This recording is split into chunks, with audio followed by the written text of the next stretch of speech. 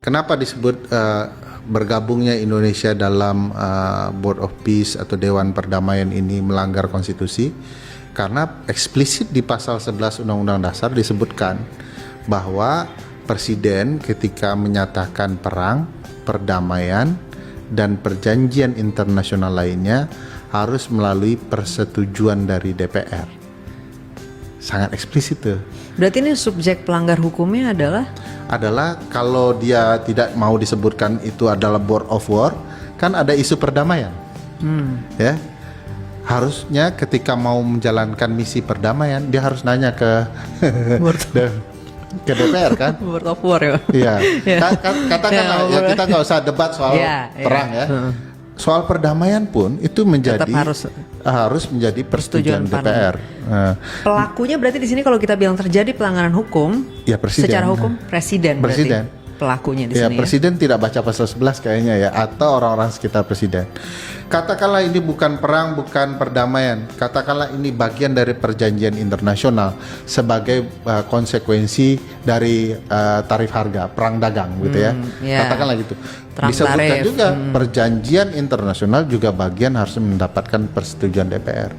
Jadi ngapain presiden ke sana tanpa persetujuan DPR?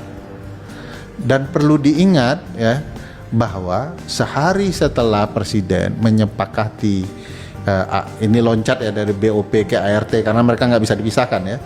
Setelah ART, karena itu bisa jadi bagian dari negosiasi reciprocal tarif ini ya Bang.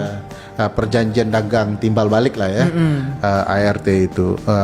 Dan ketika kemudian ada ART, ini kan juga soal perdagangan, soal kepentingan. Nah, menarik kalau kita tarik ini konsepnya ke pasal 9, 10, 11, 12 dari Undang-Undang Nomor 24 Tahun 2000 tentang Perjanjian Internasional. Gimana tuh Bang? Isinya kurang lebih ya, presiden sebenarnya punya dua pola dalam melakukan perjanjian. Dia bisa melalui pengesahan undang-undang atau mengeluarkan keputusan presiden. Ada dua. Ya. Apa yang harus melalui undang-undang? Kalau kemudian perjanjian itu urusan politik, urusan teritorial, pertahanan keamanan, perdamaian, perang, ya, macam-macam tuh disebutkan ya.